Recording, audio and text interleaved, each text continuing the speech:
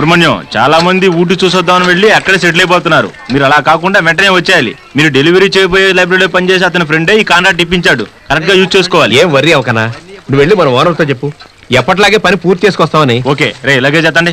ఎత్తండి రా, తొందరగా పదండి, ట్రైన్ టైం అవుతుంది. రామీనా. ఏంటి సుబ్రహ్మణ్యం ఇలా చెప్పా పెట్టకుండా ఊటికి బయలుదేరా? వీడేమైనా అమెరికా వెళ్తున్నాడా? పని కొట్టుకొని చెప్పడానికి? ఊటికే కదా వెళ్తున్నాడు. మీనాతో చెప్పకుండా వెళ్తాడా? మా ఆలోచనలు ఒకటే, ఆనందాలు ఒకటే. అలా చెప్పు మీనా. సుబ్రహ్మణ్యం, ఊటీలో బాగా చలి. ఇదిగో ఈ స్వెటర్ తీసుకెళ్ళు. అరే, ఇందుకే కదరా మీనా ఉండాలనేది. పోతే చేతి ఖర్చులకి డబ్బులు కావాలిగా. ఇదిగో ఈ డబ్బు ఉంచుకో. ఇంత డబ్బా? థ్యాంక్స్ మీనా.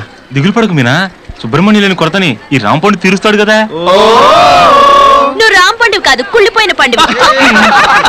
ఇది అవసరమా? ఓకే మీనా, నేను ఊటి వెళ్ళి తొందరగా వచ్చేస్తాను. ఓకేనా? రేయ్ పదండి రా. బాయ్.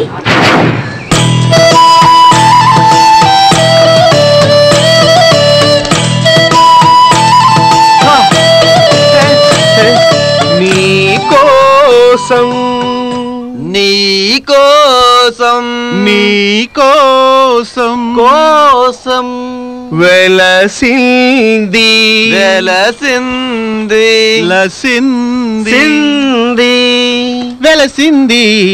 ప్రేమ మందిరం, నీకోసం విరిసింది హృదయ నందనం, నీకోసం.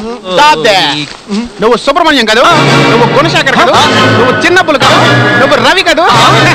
అవును, మా పేర్లు మీకు అవి మాత్రమే కాదు, వాటికి పైన కూడా తెలుసు. హలో, ఆ పైన కాదు. ఎవరు నువ్వు? నేను తెలియలేదా?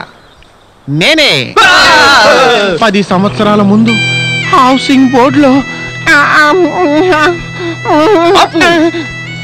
ఇక నీ ఫ్లాష్ బ్యాక్ నేను చెప్తాను. షకీలా సినిమా చూడడం కోసమని మీ బామ్మ చెవి కమ్మలు కత్తిరించుకుని వెళ్ళిన కిరాతకుడు సీనువు కదా నువ్వు. ఆ చెవి కమ్మలు చూసినప్పుడల్లా నాకు ఆ షకీలా అందాలే గుర్తుకొచ్చేవి. అంటే మీ బామ్మ షకీలాలా ఉండేదా? అక్కడి నుంచి విజయవాడలో ఉన్న మా చిన్న బామ్మ గారి ఇంటికి వెళ్ళాను. ఆవిడికి చెవులు ఉన్నాయి, చెవులకు కమ్మలు ఉన్నాయి. కటకట స్టాప్ ఇట్.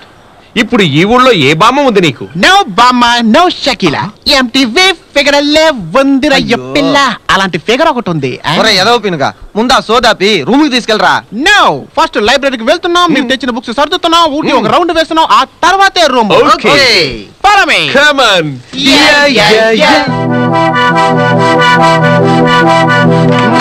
రండి. హౌసింగ్ బోర్డు లో ఉన్న మిమ్మల్ని ప్రేమనగర్కే తీసుకొచ్చాను. ఏఎన్ఆర్ గారు ప్రేమనగర్ గా? అవునరా. ఓం ఫట్.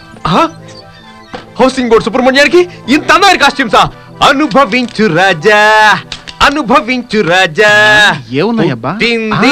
మందు మధు తాగమన్నా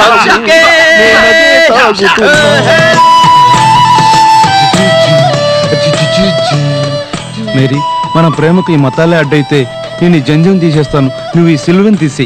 ఆశ దోశ అదుత్త నూలు పోగు, నా సిల్వర్ 2 తులాలు.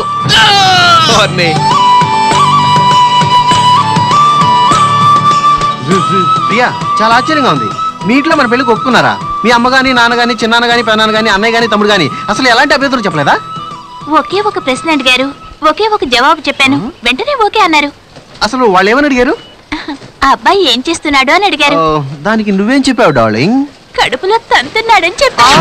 ఎవరెవరో లవ్ చేసుకుంటున్నారు, నాకు ఒక్క ఫిగర్ కూడా దొరకట్లేదు మావా. అబ్బా బాధపడకరా మావా, ప్రేమ అనేది లేకుండా ఏ జీవితం అంతం అవదు.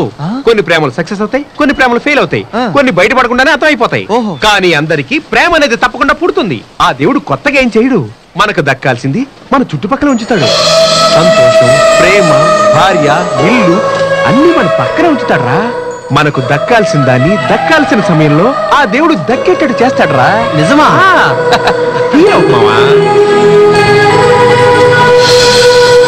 జింగిరి పింగిరిలా ఉంది.